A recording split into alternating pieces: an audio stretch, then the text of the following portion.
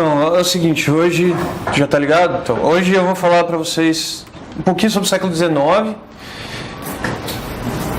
Nada muito complexo e também não vou dar conta do século XIX. Se você for ver uma historiografia da filosofia tradicional e você for ver o que aconteceu no século XIX filosófico, geralmente vão citar 3 nomes, que também às vezes são chamados de mestres da suspeita.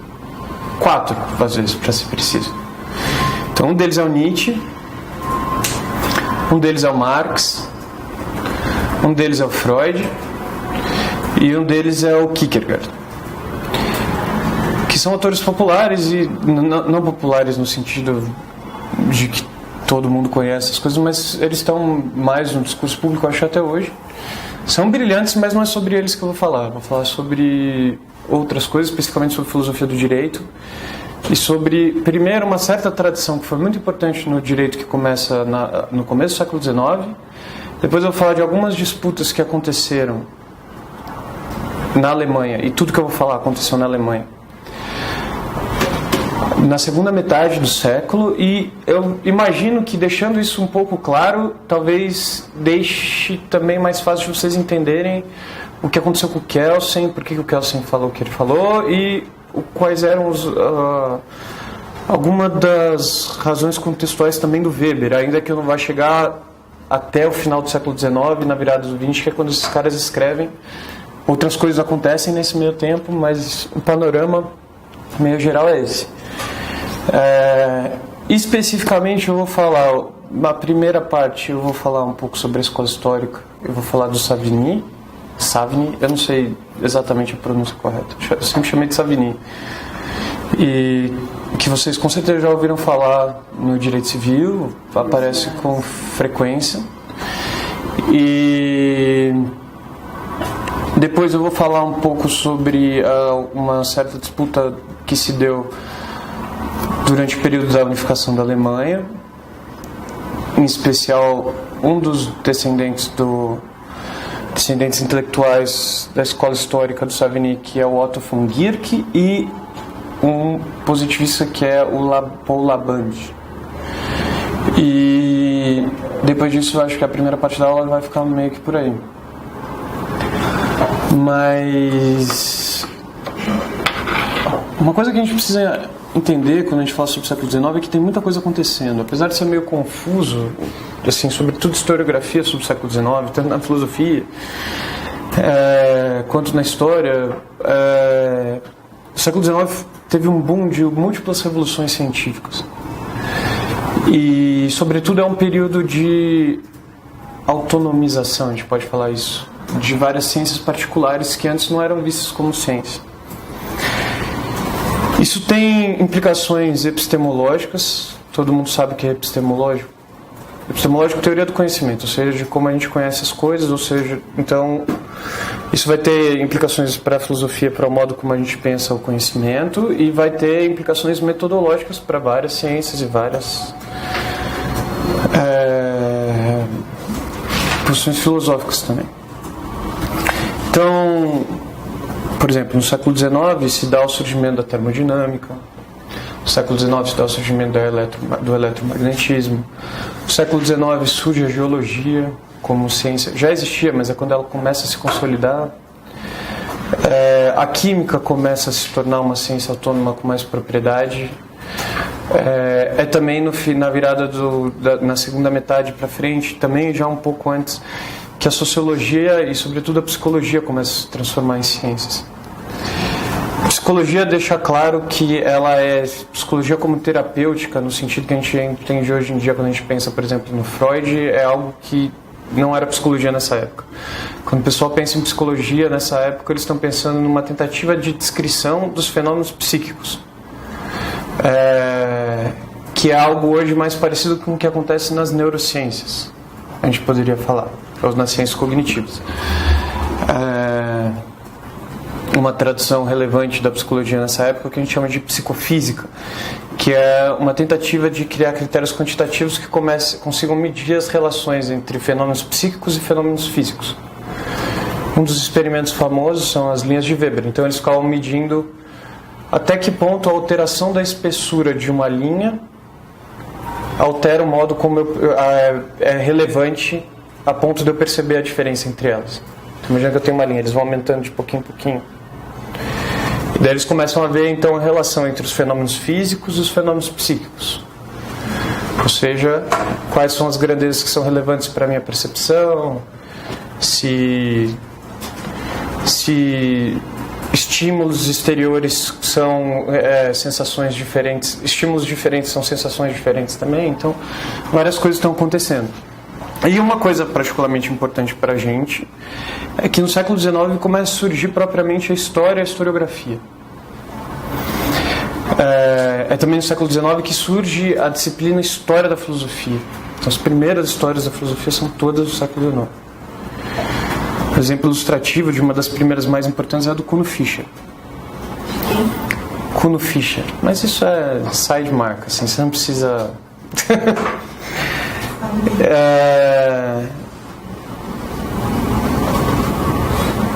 E o avanço das ciências positivas particulares gera, primeiro, um certo furor com o avanço científico, que é próprio do iluminismo.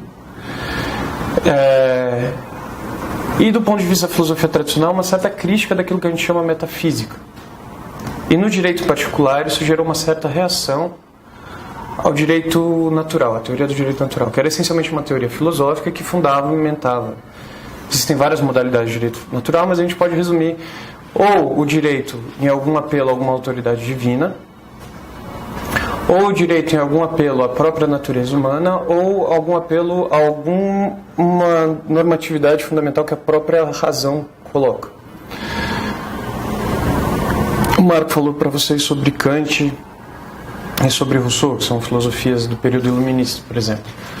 Ali você tem no Rousseau um apelo a uma certa concepção da natureza humana, que fundamenta em vários aspectos do direito, e no Kant você tem um fundamento estritamente racional universal, que é estritamente formal. No caso do Kant ele não tem conteúdo, mas da onde surge a normatividade, e também é uma teoria essencialmente filosófica de como surge o direito.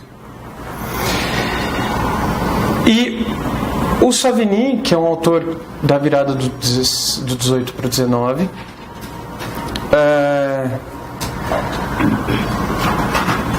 é alguém que justamente vai criticar radicalmente a teoria do direito natural.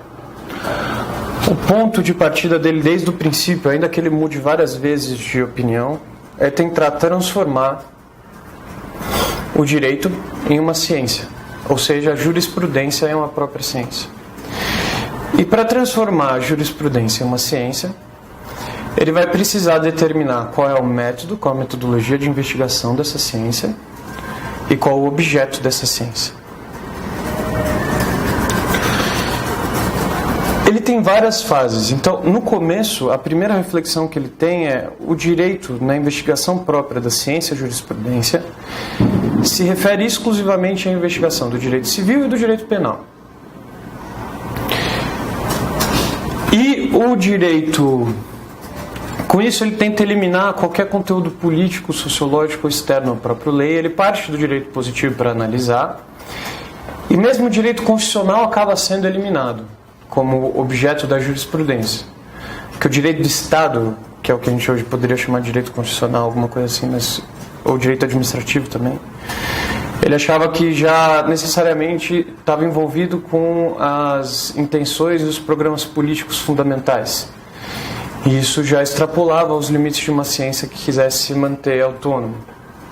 Isso é uma posição que vai mudando progressivamente. E ele assume uma certa tradição histórica e romântica que é muito relevante.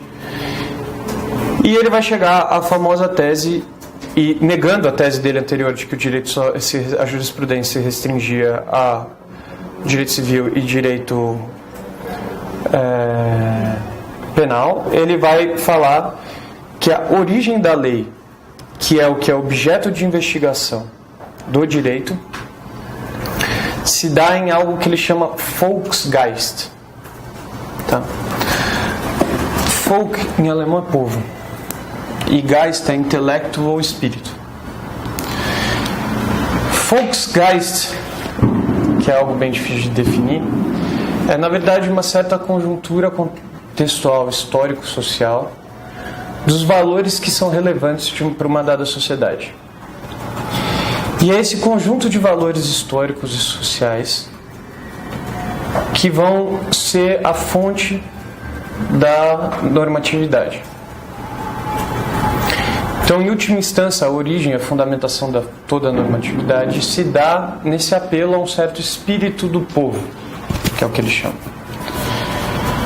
Com isso, várias coisas acontecem. Primeiro, contrariamente ao espírito iluminista, que apelava para uma fundamentação racional universal do direito, o Savigny aqui está eliminando qualquer tipo de tentativa de fundamentação universal e restrita a qualquer contexto histórico e comunitário do direito. Então, o direito vem de povos particulares e não existe direitos que valem transcendentalmente por toda a história. E nem para todos os povos. Cada comunidade vai constituir um certo conjunto de normas que vão ser expressas através do legislativo, que vão descrever e regulamentar os comportamentos para aquele determinado período e para aquela determinada comunidade. Com isso parte de uma certa tese epistemológica de que o direito é algo dado na experiência e que, enquanto algo dado, ele é algo histórico e que se constitui historicamente.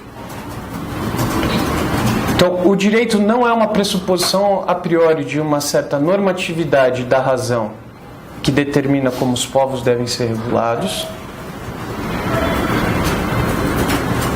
O direito não é um mero ato de vontade do Estado. O direito não se fundamenta num apelo a alguma autoridade divina. O direito se fundamenta no conjunto de valores contextuais sociológicos de uma dada comunidade, a partir dos quais se desenvolve toda a teoria do direito. Toda a teoria do direito, falei.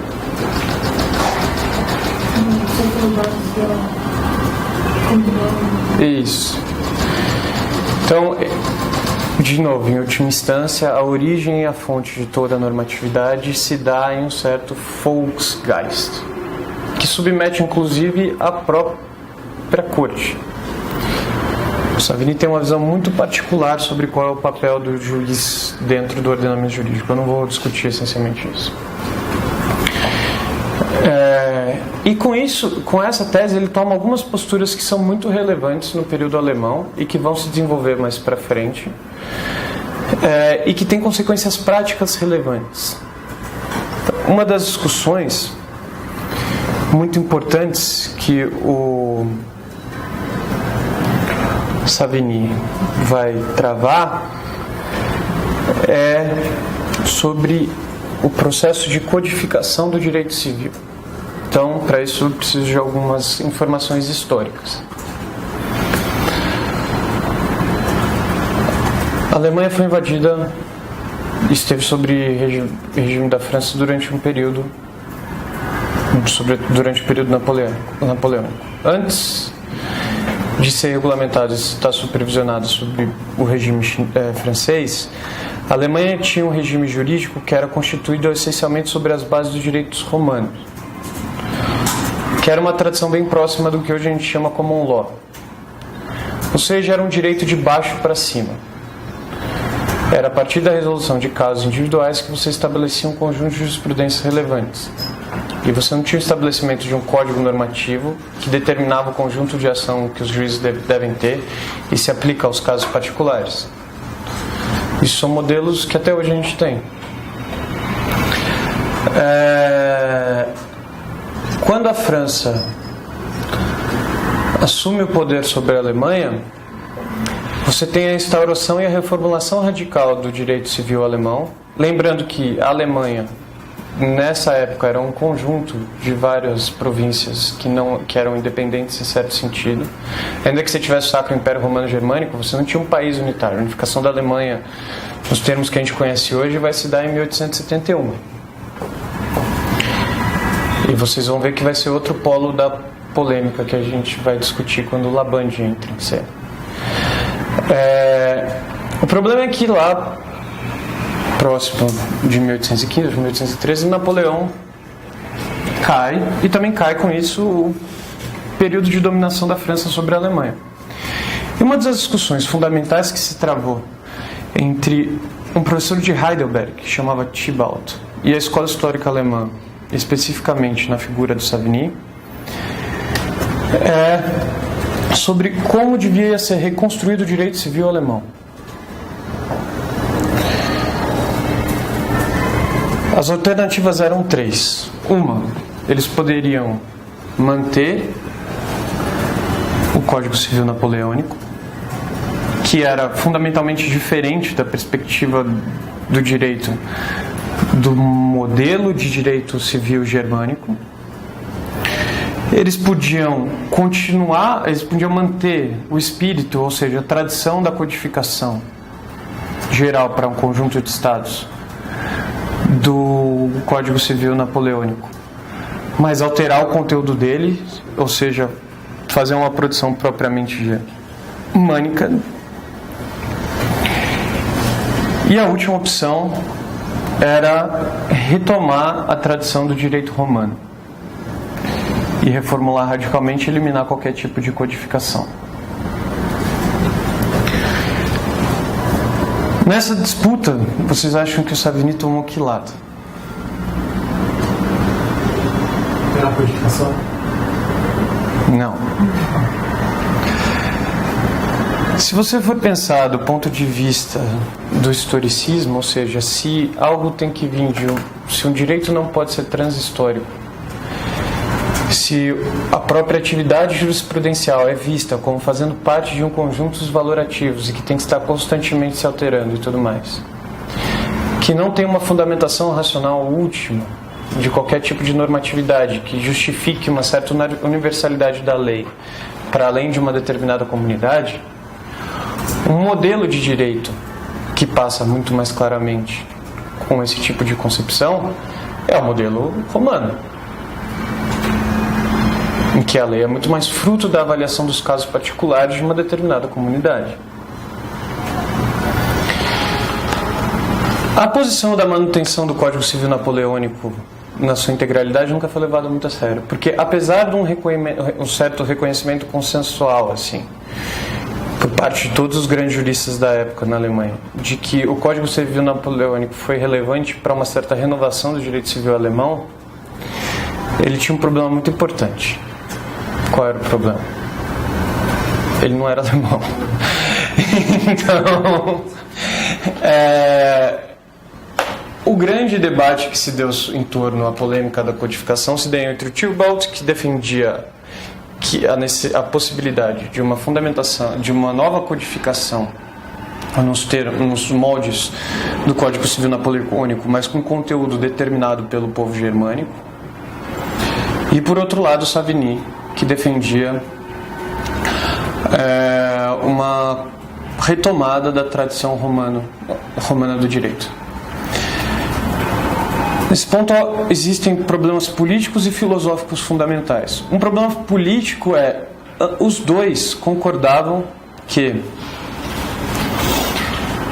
a partir da queda, da retomada e do ímpeto que gerou de um certo nacionalismo germânico após a queda do Napoleão e das guerras napoleônicas, era importante você construir, a partir de uma constituição, de um novo ordenamento e de um novo direito civil, aproveitar um certo ímpeto nacionalista para garantir uma certa normatividade que ajudasse concretamente na união dos povos germânicos. Então, os dois concordavam sobre isso. Nesse ponto, é muito comum na literatura você encontrar uma certa leitura do Savigny como um conservador que queria manter as comunidades isoladas dentro da Alemanha. Não era isso, ele concordava sobre a necessidade de unificação do povo germânico. mas eles distinguiam fundamentalmente sobre os meios. E os meios eram as duas propostas que eu te falei.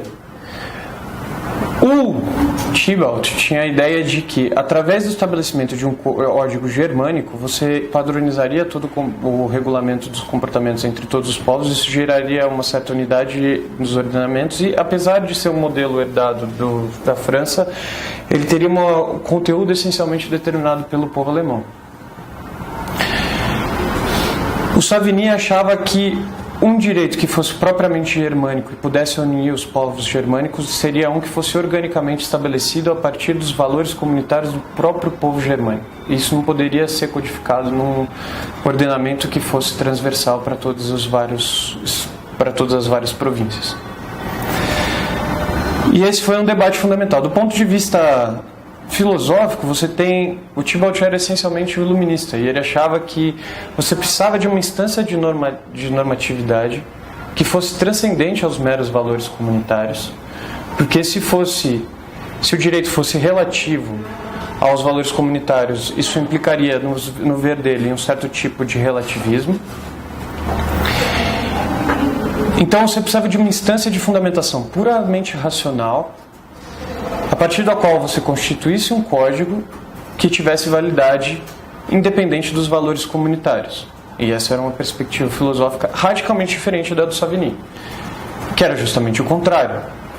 Ou seja, não há meio de se constituir um direito para além dos valores comunitários, dos valores de um determinado espírito do povo de uma certa localidade. E o direito sempre é constituído como objeto histórico e o método de tratamento dele é essencialmente histórico. Então, a única possibilidade de uma ciência rigorosa do direito é a partir da investigação empírica dos valores comunitários e dos valores determinantes da constituição da lei numa determinada comunidade. E qualquer coisa além disso impossibilitaria um tratamento puramente empírico do direito. Bom, pausa. Vocês entenderam alguma coisa? Você pode repetir essa última parte, porque você falou rápido assim, aí eu... Sim. Então, o ideal era falar tudo assim mais rápido, e daí agora eu vou parando e a gente vai retomando as coisas, beleza? Que última parte? O que você não entendeu, praticamente? Vamos primeiro retomar as noções fundamentais. Qual a relação... Que modelos a gente tem de direito natural? Eu citei 3. Um que se fundamenta numa certa concepção da natureza humana, alguns que têm um fundamento estritamente racional, ou apelo a algum tipo de autoridade divina, por exemplo. Certo? Qual é a relação do Savigny com o direito natural? Sim. Por que ele critica o direito natural? Eu acho que tinha a ideia de que o solução da esquerda, né? Pode falar. O direito seria um conjunto de normas que definia aquela sociedade naquele... Sim. Você está certo, com certeza, mas assim, o problema epistemológico é um pouco anterior a isso. Então, o ponto é, uma das coisas fundamentais do projeto Savigny é fundar a jurisprudência como ciência, nos moldes como existiam várias ciências se autonomizando na virada do século XVIII para o XIX. Para fazer isso, ele precisava desvencilhar o direito de um tipo de fundamentação propriamente filosófica e justificar uma disciplina autônoma que tinha tanto uma metodologia própria e um objeto próprio. Tá? Nesse ponto, você está certo, ele estabelece um certo tipo de objeto, de metodologia, que parte de uma certa concepção historicista do direito e que inviabiliza ou que rejeita uma possibilidade de fundamentação naturalista do direito, naturalista no sentido de direito natural do direito. Isso está certo. Mas essa guinada de reconhecer um direito como algo dado e que é essencialmente histórico, que é um insight fundamental do Savigny, e você captou isso bem, é uma das partes de projeto fundamental que é de fundar uma nova ciência do direito. E que para isso ele vê como fundamentalmente necessário eliminar uma fundamentação justnaturalista do direito, uma fundamentação filosófica moral do direito. Você entendeu? Explica o que eu acabei de falar. Entendi muito bem, professor. Tenta. Para explicar fica difícil. Não, mas pode tentar. Confia em você, eu não vou... Bom, o Savini, ele criticava o direito racional, humano, o direito da teoria. Não é o direito racional e nem o direito humano. Você pode ter uma doutrina dos direitos humanos que não seja fundamentada no direito natural. Crítica à doutrina do direito natural, ou seja, de que a fundamentação da origem da lei ou da própria normatividade se dá para apelo a uma autoridade transcendente ou à razão. E aí ele queria, ele tenta passar pra gente que a jurisprudência seria uma ciência e... Sim, ele quer fundamentar que a jurisprudência é uma ciência autônoma independente de uma fundamentação filosófica. Então ele descobre o justnaturalismo justamente para ter um objeto de estudo.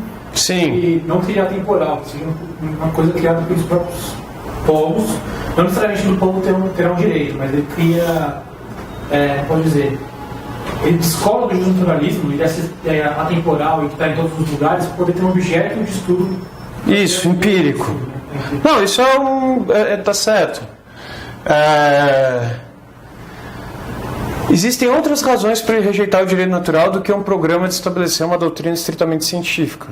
Ele vê por observação que a doutrina do direito natural não se aplica também aos vários casos em que o direito se constitui, né? Não existe um direito universal, como ele vê. E mais do que tudo, ele vê o direito é algo como dado. Isso é muito importante. Você tem um direito que é posto, que ele é dado para você, enquanto algo dado, tudo que é dado na experiência, é algo também historicamente constituído.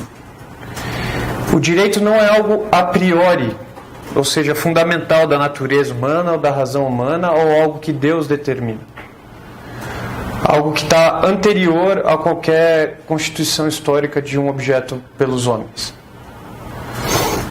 Nesse sentido, ele vai fazer críticas ao Kant, por exemplo, sobre o caráter vazio do imperativo categórico, e uma das críticas fundamentais que ele vai fazer também ao Kant é a ideia que o Kant tem de que a ação verdadeiramente moral que determina o conjunto, a regra moral que determina também, inclusive, a constituição do próprio direito, ela é uma regra que é de cunho puramente racional e está separada das paixões humanas. Na verdade, o Kant fala que você é propriamente livre e age conforme o imperativo categórico quando você não deixa nenhuma das suas paixões, seus instintos, influenciar na sua decisão. E o Savini fala que isso é uma desmoralização das verdadeiras paixões humanas, que são muito mais determinantes na constituição do direito do que qualquer regra racional previamente dada. Em especial, ele fala do amor e da amizade, da felicidade e da amizade. Mas isso é uma outra discussão. Mas existe um caráter fundamental do papel da emoção na constituição da própria normatividade, que o ponto de vista puramente formal do imperativo categórico no Kant, ou de uma fundamentação estritamente racional do direito, não consegue dar conta, e que o Savini acha muito relevante. Nesse sentido, ele tem uma herança da tradição que a gente chama de romântica, do romantismo alemão, mas que para a gente tratar disso a gente precisa entrar em muito esoterismo e daí a gente fica fora. Mas, de novo, o programa central do projeto é, primeiro de tudo, estabelecer um objeto e uma metodologia para fundar uma ciência autônoma que seja a jurisprudência. Número 2, o objeto do direito é essencialmente dado na experiência, enquanto tal, ele é historicamente constituído. Tá? O método de tratamento do direito é um método estritamente histórico e, fundamentalmente, isso é algo que ele desenvolve mais para frente, é a origem da normatividade se dá num conjunto de valores históricos, sociológicos de uma determinada comunidade que ele chama de Volksgeist. E o Volksgeist é variável de comunidade para comunidade, ou seja, é variável não só entre populações, mas também no tempo.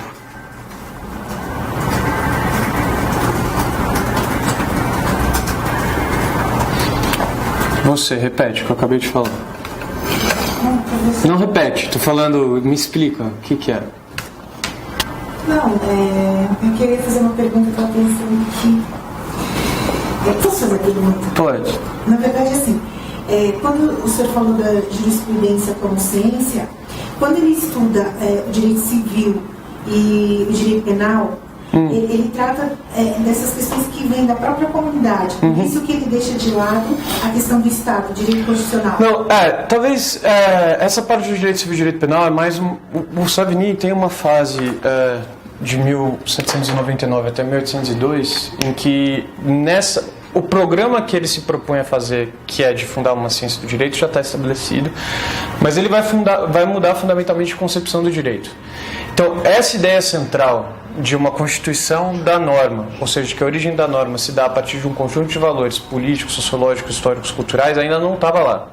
Então, a primeira estratégia que ele tem para delimitar qual é o objeto e a metodologia do direito não é apelar para uma fonte histórica da normatividade, mas é limitar o âmbito do que é direito. Então, ele quer tratar de aspectos puramente normativos do direito posto, e para isso ele chega a eliminar inclusive o direito constitucional, porque ele acha que direito constitucional, o direito do Estado naquela época, ele não estava envolvido estritamente na determinação de regras de conduta, mas ele também estava envolvido na determinação de programas de governo e programas políticos. E ele achava que isso seria ruim para a determinação de uma ciência, porque a partir do momento que você entra em discussões sobre programas políticos e tudo mais, você tem variações de significações. Qual que é o programa político ideal, quem deve estabelecer e quem não deve.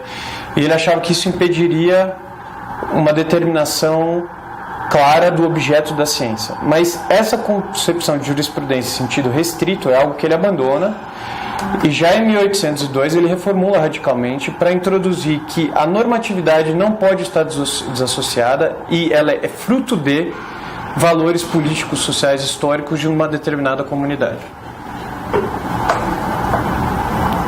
Nesse sentido, o que é importante lembra quando eu falei do Kelsen, que o Kelsen queria se contrapor não só ao direito natural, mas a outras tradições positivistas dos que estavam vigentes na Alemanha, e algumas tentativas de fundamentar a normatividade num certo espírito do povo. A escola histórica é, por exemplo, uma escola crítica ao direito natural, mas que apela para valores comunitários como fonte do direito da normatividade. É também a isso que o Kelsen quer se opor. Por exemplo, então, se vocês têm em mente o que o Savigny está querendo fazer, a crítica que ele faz ao direito natural, há os naturalistas que se mantêm e há outras variações do positivismo dessa época, você consegue entender com maior clareza qual é a especificidade do que o Kelsen está querendo fazer. É por isso que eu estou falando do século XIX para vocês. Além de ser importante, é óbvio que numa certa teoria desse tipo, em que dá muito valor para as relações comunitárias dentro de uma determinada sociedade, você cria inúmeros projetos e desenvolve inúmeros conceitos do direito civil. E o Savigny é relevantíssimo para a determinação de posse, propriedade, todos esses conceitos elementares que a gente trabalha, inclusive por ser um defensor de uma certa tradição romana, que é da onde a gente estabelece vários dos conceitos do direito civil até hoje. Outra coisa relevante é, nesse período, mas isso é meio, não tanto filosofia do direito, ainda tem uma prevalecência do direito civil como regulador das relações privadas sobre o direito do Estado. Em geral, o direito do Estado é um direito fundamentalmente para garantir a liberdade dos particulares. Não é no sentido do direito constitucional que a gente tem hoje em dia como determinante, inclusive para as relações civis. Ou seja, como a norma hipotética fundamental, como algo que transcende, que esteja no topo da hierarquia normativa. O fundamental e o central para a regulamentação de comportamento, na tradição romana, inclusive, é o direito civil que regulamenta a relação entre os particulares. E a função do direito do Estado é estabelecer uma atividade administrativa que seja garantidora das liberdades dos indivíduos. Mas isso é outra discussão.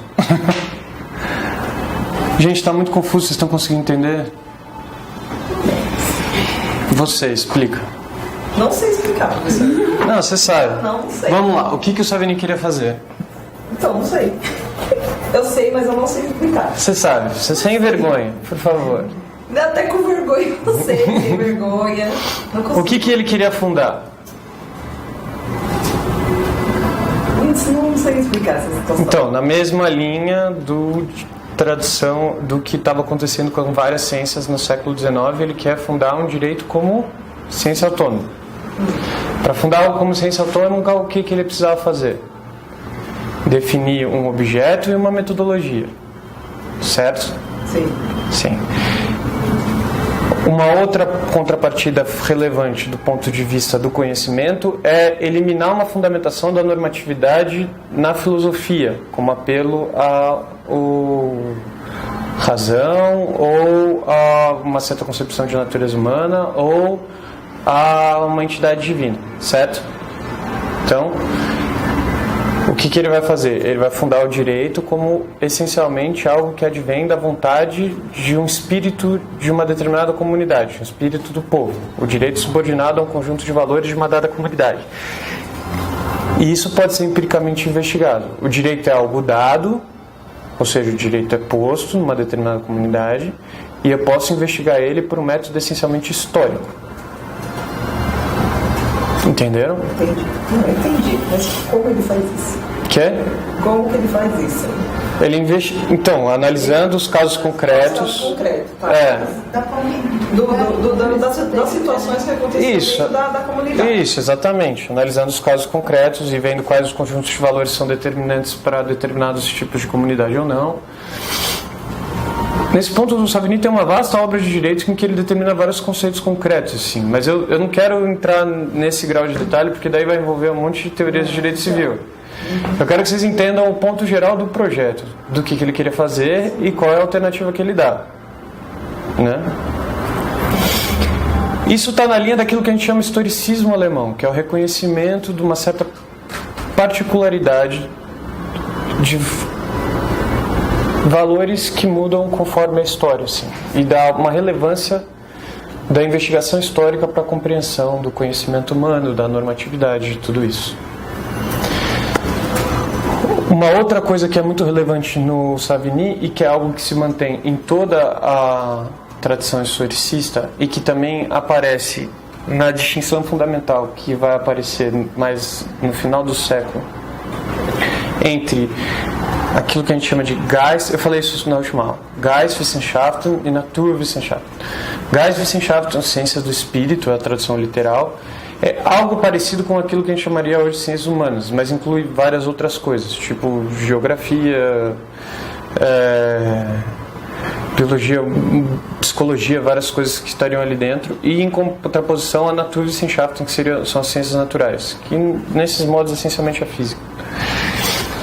E um dos pontos centrais é que essas duas ciências têm métodos diferentes de explicações de fenômenos. Enquanto na física o programa é estabelecer uma lei geral, a partir da qual posso derivar casos particulares e explicar vários casos particulares como eles se determinam, ou seja, o ponto é estabelecer algo que seja suficientemente abrangente para dar conta de vários fenômenos particulares. O objetivo central do historiador e das ciências naturais é conseguir explicar algo em toda a sua particularidade, ou seja, explicar a individualidade. Um historiador, quando vai pegar um fato histórico, ele quer mostrar todas as circunstâncias relevantes que determinaram aquele determinado fato histórico e que estavam envolvidas naquele fato histórico e dentro daquele fato histórico. Então, o ponto não é estabelecer uma hipótese geral para descrever uma multiplicidade de fenômenos, mas descrever um fenômeno em toda a sua particularidade. E a ciência do direito, no sentido do Savini, o ponto de vista dela é também dar conta da individualidade. Isso é muito relevante. Tá? Só que dar conta da individualidade pressupõe uma certa relação entre parte e todo. Ou seja, o caso individual e a norma individual e a regulamentação individual só faz sentido dentro de um conjunto valorativo fundamental, mas você também só entende o conjunto valorativo fundamental a partir do particular. Ou seja, existe uma relação recíproca entre os dois. Eu entendo melhor o contexto geral a partir do momento que eu entendo melhor o caso particular, mas eu só atribuo sentido ao caso particular quando eu entendo o contexto geral. Isso é muito relevante. Por exemplo, o Savigny, coisas que ele faz. Ele estabelece uma teoria da interpretação da norma, em que ele estabelece métodos lógicos, históricos e linguísticos de análise da normatividade, que é relevante para a determinação dentro dessa teoria geral do direito dele de como uma norma vai ser interpretada. Então, para você determinar o sentido em que uma lei é interpretada, você primeiro precisa de uma análise histórica, ver quando ela foi introduzida dentro de um sistema, quais eram os conjuntos de valores relevantes para a introdução dela.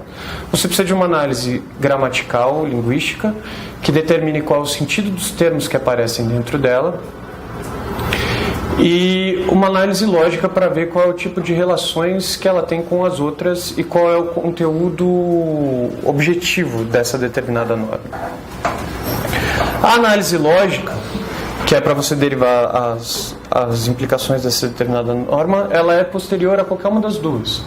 Para conseguir fazer a análise lógica de um conceito dentro de uma norma, eu preciso primeiro saber o conjunto de valores que animaram a proposição daquela norma e o que está dito dentro daquela norma.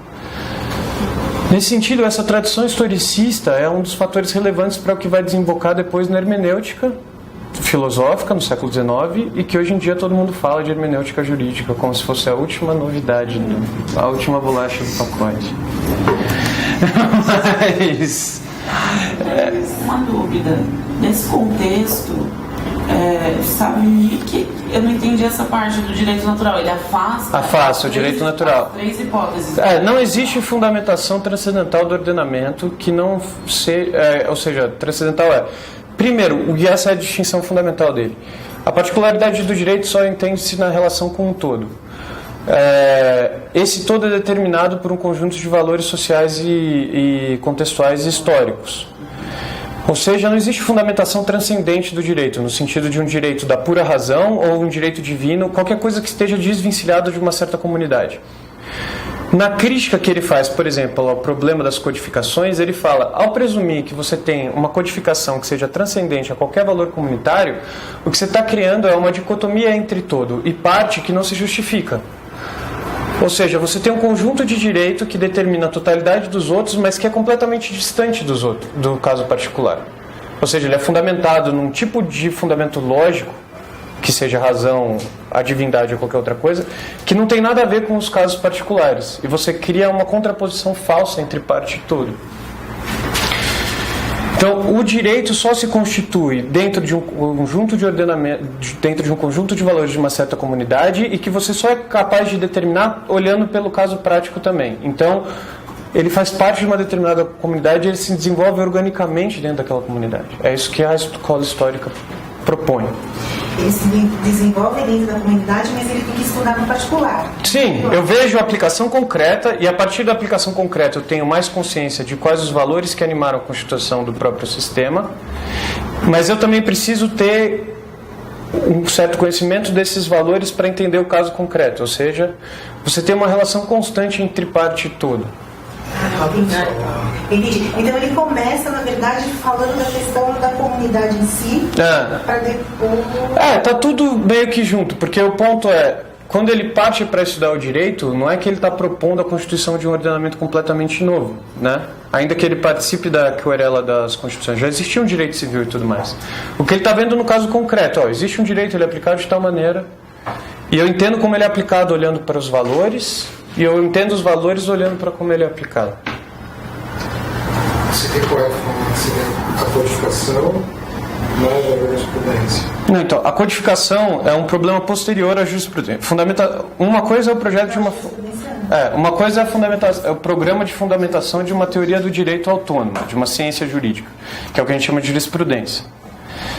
Jurisprudência aqui é no sentido de ciência do direito, não é jurisprudência no sentido que a gente fala de jurisprudência do tribunal.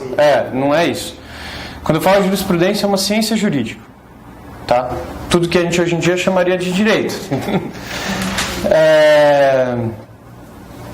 Então, uma coisa é o programa epistemológico de fundamentação de uma ciência autônoma, que é a jurisprudência.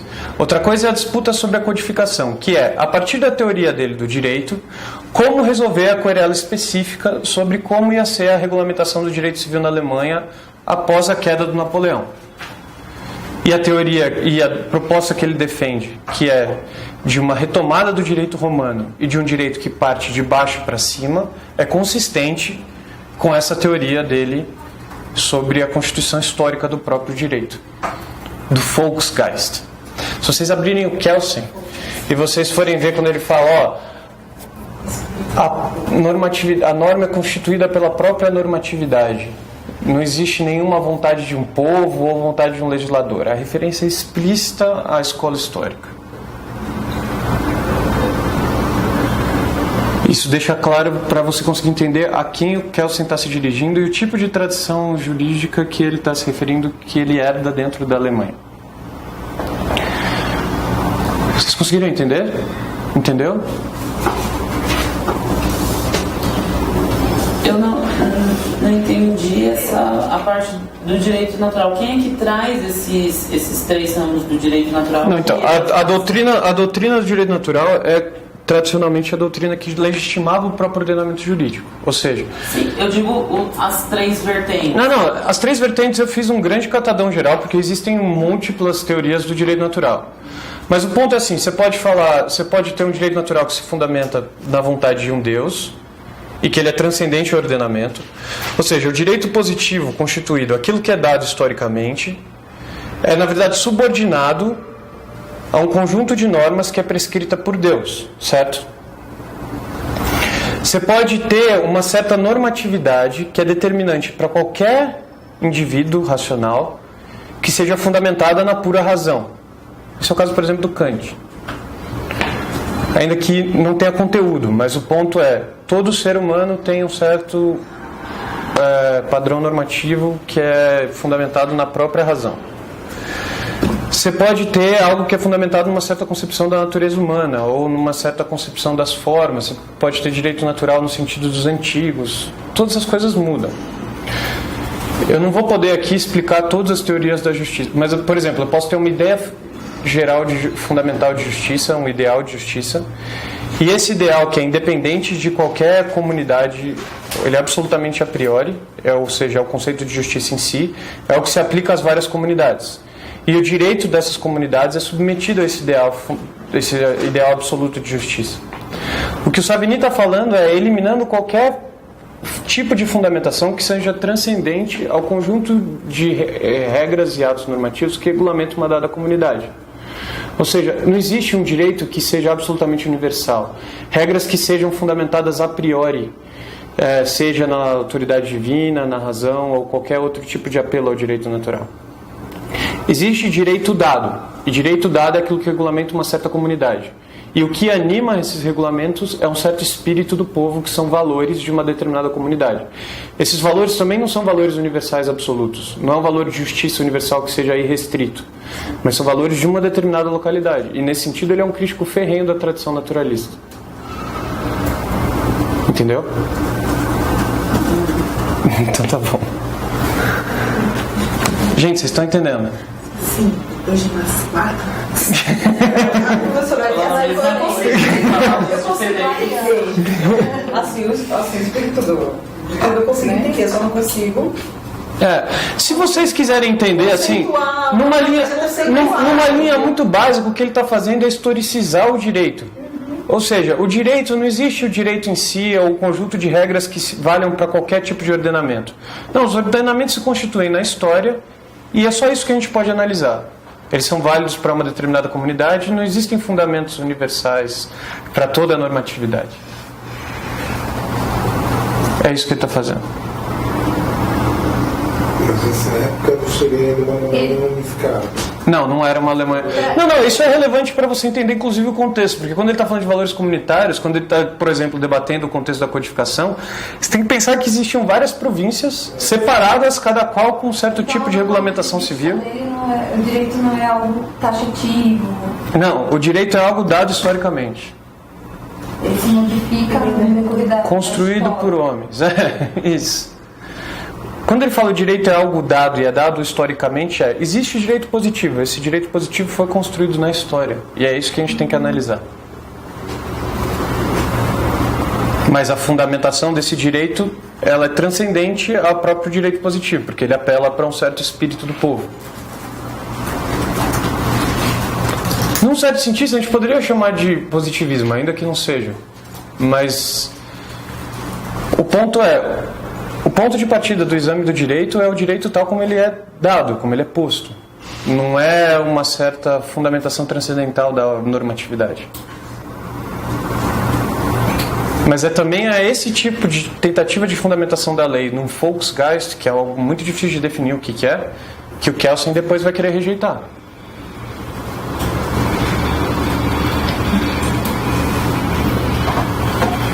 Essa ideia de direito dele modificaria até essa unificação da Alemanha? Ele entendia que não, porque ele achava que a Constituição de um direito que seja de baixo para cima teria valores propriamente da comunidade germânica em geral, que nesse momento histórico estava unificada por causa das guerras napoleônicas.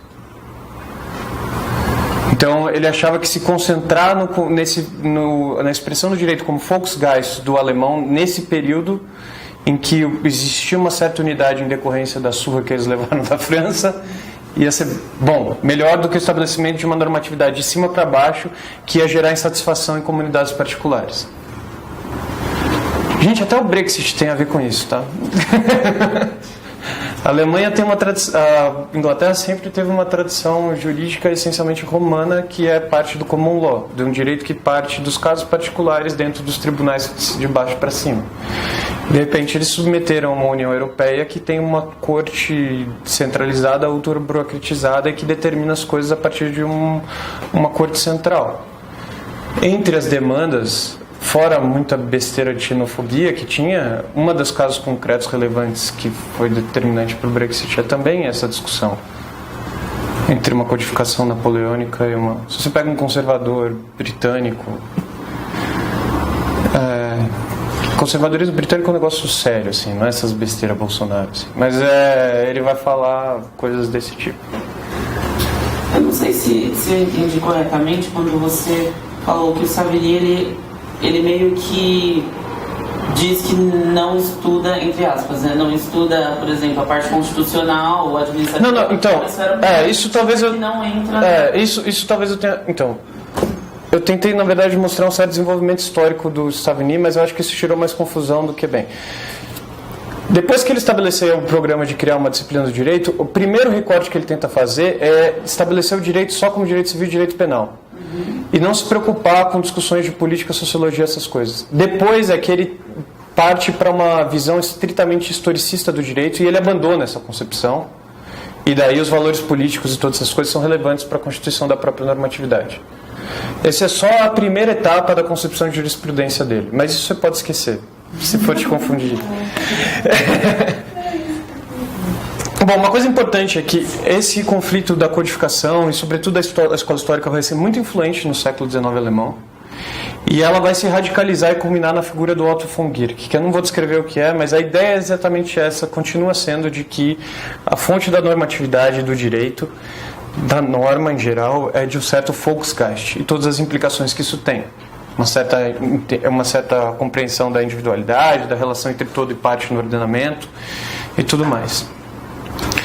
Alguém que se contrapunha a isso e que foi relevante aí em 1871 é um jurista que se chama Paul Laband, que vai criar algo que a gente chama de positivismo labandista.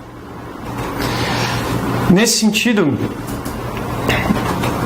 ele tem inúmeras distinções relevantes dentro do direito, mas o ponto central do Laband é que o direito não é a expressão de um Volksgeist, mas que ele é a expressão da vontade do Estado. Outra coisa que aparece no texto do Kelsen que vai criticar. A expressão da vontade do Estado que se dá essencialmente na função legislativa a partir dos atos dos estatutos, da Constituição dos Estatutos. E ele tenta interpretar várias brigas que ocorreram na época da unificação pós-Bismarck da Constituição do Império Germânico, do primeiro Reich, E foi, por exemplo, sobre a crise de quem deve determinar o orçamento da República, o orçamento do Império, o gasto, se em última instância é o imperador e a Assembleia Popular só cabe autorizar ou não, ou só meramente compreender. Daí ele vai distinguir entre o que são atos administrativos próprios, que não são tão relevantes, e os estatutos, que são propriamente a manifestação da vontade do Estado. Mas a ideia central aí é que na atividade jurisdicional legislativa e que no estabelecimento de estatutos, ou seja, nesse caso é o imperador que era responsável por grande parte disso, se conseguir uma certa vontade do Estado, que é o que deve ser levado em conta na hora da decisão.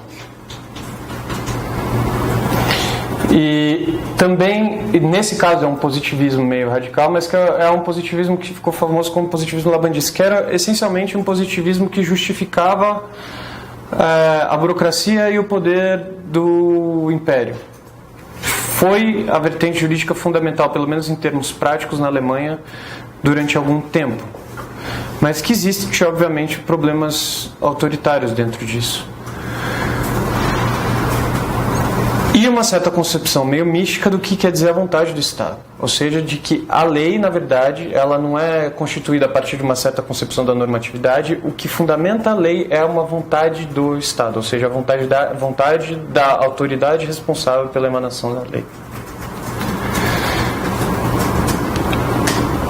E essa concepção positivista sobre fontes de lei como vontade do Estado, que essencialmente acaba redirecionando o direito, a pesquisa do direito a uma pesquisa psicologista sobre qual é a vontade da autoridade que emana a lei, se contrapõe radicalmente à escola histórica, e você vai ter um debate grande entre o Otto von Guericke e o Paul Laband. E eu falei tudo isso aqui até agora para vocês, é para vocês virem que essas são as tradições que chegam ao final do século XIX e que o Kelsen vai herdar e que ele quer rejeitar todas elas, mais o direito natural. Então, quando eu falei para o Kelsen que ele é antipsicologista, ou seja, ele não quer que o direito se fundamente nem numa vontade do Estado, nem numa vontade do povo, nem numa psicologia, o que o Kelsen tenta estabelecer é que a própria normatividade é o que constitui a norma. O ponto dele central é esse: evitar relativismo, psicologismo, autoritarismos que eram próprios de uma certa tradição, dentre as quais várias delas positivistas, na Alemanha no século XIX. E que o positivismo que o Kelsen surge, que é um positivismo que a gente pode chamar de transcendental, é um positivismo sui generis. Ou seja, o que fundamenta o ordenamento jurídico é a própria normatividade. Existe, antes de tudo, a normatividade e a norma se constitui a partir dela. E a categoria fundamental para entender isso é a imputação. Isso eu expliquei na última aula. Querem fazer uma pausa agora? Então tá bom.